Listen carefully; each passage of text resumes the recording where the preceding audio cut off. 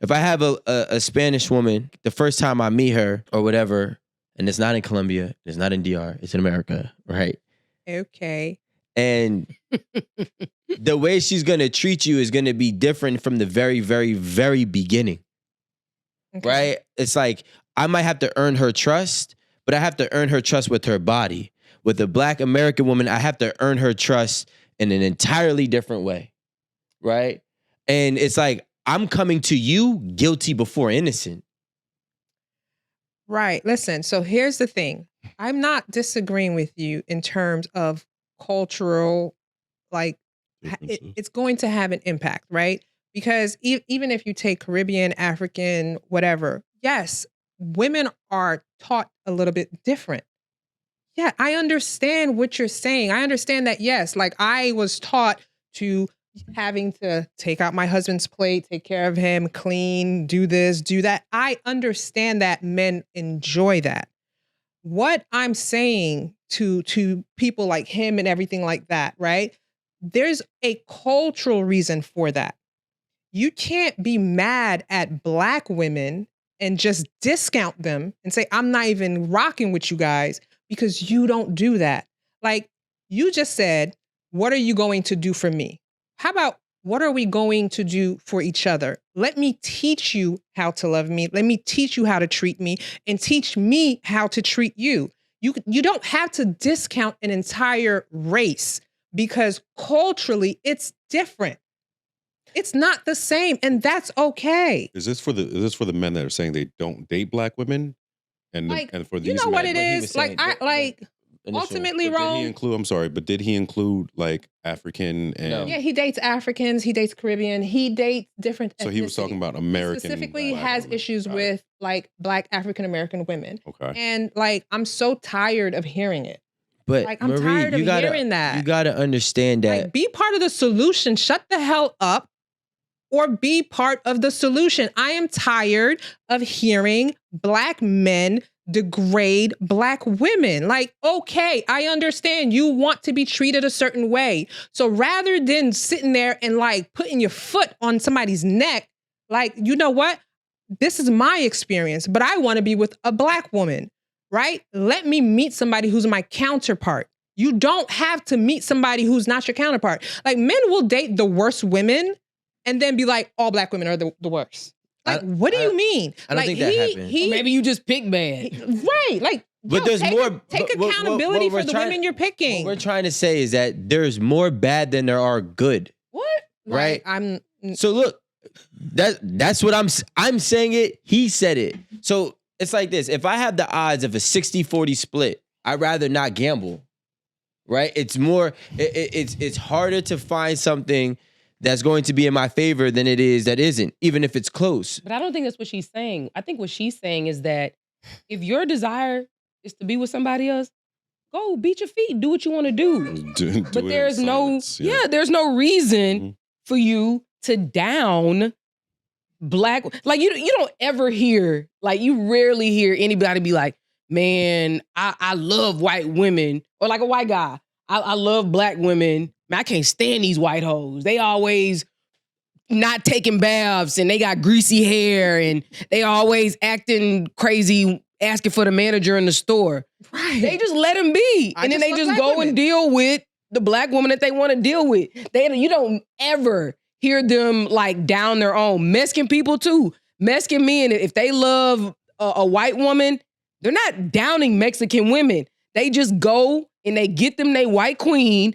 and go and eat tamales with mayonnaise if they want to. You know what I'm saying? They just don't. I'm just saying it appears, because I don't want to say all, and I don't want to say it's an absolute, but it really does appear that it is Black American men who consistently and very loudly and proudly and in front of everybody, they have to like put down Black American women in order to show love or in order to like show love to the woman that they picked. Why do you have to? You don't it's not about that. It's very simple. We're gonna go right back to I'm gonna take a page out of Aaron's book and say, we're bringing shame back. Okay? I'm going to publicly, because I don't like the fact that we are having this situation within our community. So I'm going to publicly tell, because it's not just the ones that I'm sitting next to, it's the ones that are even out there that I want to be able to reach out to and tell them, when I say we, I'm speaking on his behalf, we don't like this, right? Now, it's not about, and I'm going to say again, there's a lot more, what it appears to be, that are, there's a lot more bad ones than there are good ones in comparison to the other ethnic backgrounds. That's nonsense. Let me explain to you. Like, here's the thing I don't understand, right? We talk about this need for community. We talk about this need for village, right? I'll give you a perfect example, right? And we'll use the Nation of Islam. Like when they stepped on the scene, what did they do? What were the Black African American women doing? They made sure that they took the women in. They taught the women how to treat the men in leadership position in the Nation of Islam, right? They took the African American women and said, we don't want you working for the white man. We don't want you doing this. Let me structure you. Let me teach you. Let me lead you, and let me show you how to be treated. In turn, what did the women do? They did it. They followed the lead. Why? Because you had strong Black men with resources that came and gave you a 360 and showed you what you needed. So what I am saying to Black men, if you don't like the way women are being treated or doing, then step up.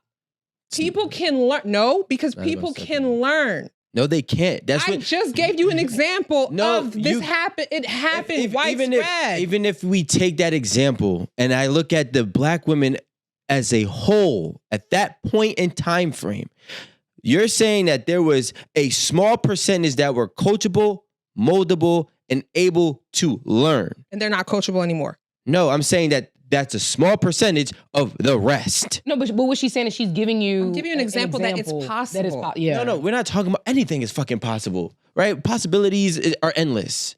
What we're talking about is the reality. The reality is when it comes down to it, the symptom of a cause is that there is uncoachable, and I feel like there's uncoachable African American descendant women for at least 3 generations, which is what we were talking about prior to. And the symptom of that, again, is the lack of being able to follow. What I realize is there's a struggle for equality in the very beginning of a American Black man and American Black woman relationship versus the other ethnic backgrounds are not even looking for equality. They just will get equality with their behavior. And when I have to explain to you what my worth is, or when I have to demonstrate what my worth is, endless, it's like our culture, I'm saying our in terms of the African American culture, our culture the men have to constantly prove and be battle tested throughout the entirety of the relationship. It's not just the beginning. I don't think it's fair to compare the African American experience to in terms of the diaspora and everything else. You can't compare it. It's so it's like the way you're rating these things is unfair because their parents aren't even the same. Yeah, exactly. Perfect example. If you're a first generation American and both of your parents are foreign, you're like American in name only. Right. Mm-hmm. You are culturally still whatever it is, wherever your parents are from. So maybe you need 2 more generations like down the line to call yourself American. And the ironic thing is that you hear about a lot of like the passport bros, they talk about when the foreign women become Americanized, right, that they don't like them anymore either. So I really don't think that it's I don't think it's like a black, it's not like a Black American, white American, whatever. It's truly American culture. Because if you've grown up in a society for the last X amount of years where women actually have been fighting to have access to equal rights, then why would you not have that in you to be seeking equal rights on your job, at school, in your relationship, so on and so forth. And like my Nigerian friends, like I still have friends who literally they're Nigerian. When like if I'm not in Nigeria with them, they literally bow to their uncles when they see them. Literally, the first time I saw it, I said, "What was you doing over there?" She was like, "Child, that's what we have to do." And I'm like, I had never seen it before, you know, and because I want to say I never even seen them, the same people do it in America. It's only when we were over there. So I think that you have to look at how long that person or that person's family has been in American culture. Because I just don't think it's like a race thing at all. Right. What happened is that we watched those same people get hooked on crack. We watched those same people that we thought that we held to a high standard become strung out on drugs despite the reasoning, whether it's justifiable or not.